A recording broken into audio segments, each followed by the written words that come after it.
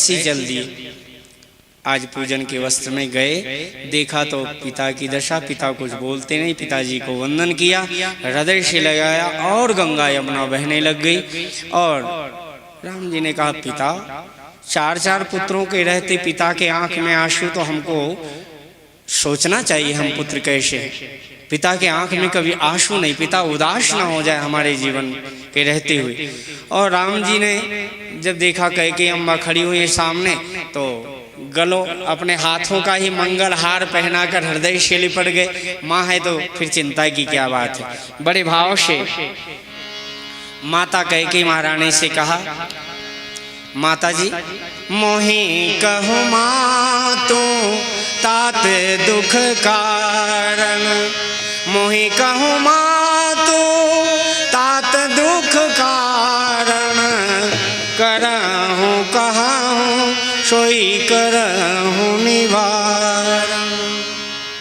मोहि कहु मात तात दुख कारण, मेरे पिता के दुख का कारण आप बताओ क्या कारण। कैकेयी ने कह दिया, सुनो राम सब कारण हूँ, राजहि तुम पर बहुत स्नेह हूँ, और यदि आप राजा का बहुत ज्यादा स्नेह है, यही कारण है दुख का। माँ ये तो रघुवंश है, देखो ना,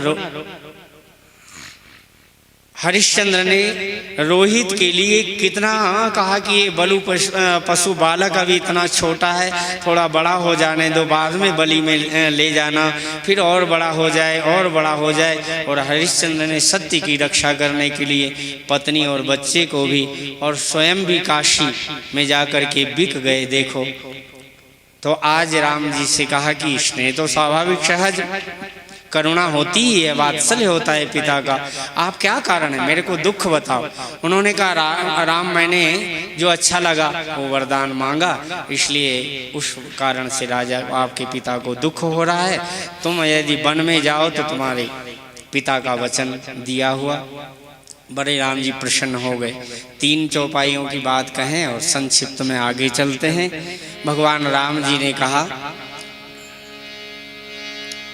पुत्र किसे कहते हैं, सुनो जननी सोई सुत बड़ भागी, जो पितु मातु वचन अनुरागी।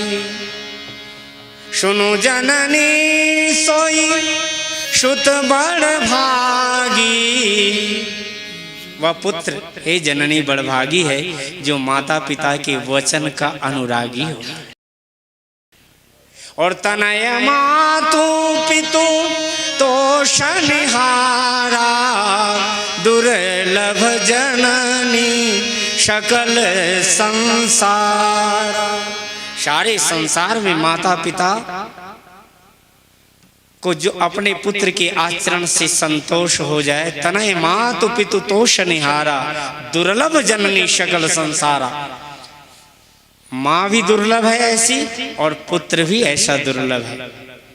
माता पिता की सेवा किए बिना जिस पुत्र को निद्रा कभी नहीं आती हो, ऐसा पुत्र तीनों लोक में इस पृथ्वी कृतकृत्य कर देती है। धन्य कुलम पवित्रम जननी कृतार्थ, महाराज जी ने कहा था एक बार। बड़े भाव के साथ राम जी ने तीसरी बार और जननी कहा, 3 बार जननी कहा। और मुनिगण मिलन विशेष बना, सबई भांति हित मोर, तेहि मह पितु आयशु बहुरी, और सम्मत जननी तोर। आपकी सम्मति के साथ पिता की आज्ञा, पिता का वरदान, तो फिर इससे और क्या हुआ, मुनियों का, महात्माओं का, संतों का मिलन होगा, इससे बड़ा अपने जीवन का क्या लाभ होगा। भगवान श्री राम जी प्रणाम किए और वहाँ गए तो माता कौशल्या बड़ी प्रसन्न हुई। राम जी को, राम लला का आगमन सुनते ही इतनी प्रसन्न हुई, द्वार पर गई राम लला को ले।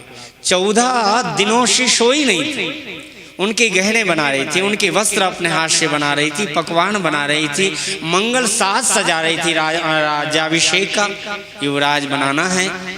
आज माता इतनी प्रसन्न गई ने, बार बार मुख सुमति माता, नयन नेह जल पुलकित गाथा, द्वार पर लेकर आ रही। और जब बैठाया रामलला को चौकी पर, अपनी माँ बैठ गई तो गोद राखी पुनः हृदय लगाए, श्रवत प्रेम रस पैद सुहाए। और राम जी ने कहा ऐसी माँ को मैं कैसे कहूँ कि बन जा रहा। राम जी ने कहा माँ एक बात सुनो, मेरे को राम जी ने युवराज नहीं बनाया, सीधा राजा बना दिया। अयोध्या छोटी है ना, नगर छोटा होता है, वन बड़ा होता है, तो मैं बड़ा पुत्र हूं ना, इसलिए मेरे को पिता दीन मोहि कानन राजू, मेरे को राज दिया। ये नहीं कहा भगवान ने कि मेरे को दुख दिया पिता, पिता दीन मोहि कानन राजू, जह सब भांति मोर बड़ काजू, मेरा बहुत बड़ा कार्य है। कौशल्या महारानी जी ने बहुत धैर्य, उन्होंने कहा देखो ना, कर्तव्य जब प्रेम के चरण कमलों में आकर के समर्पण दे देता है, माता प्रेम का स्वरूप है, करुणा की स्वरूप है, और पुत्र कर्तव्य का स्वरूप है।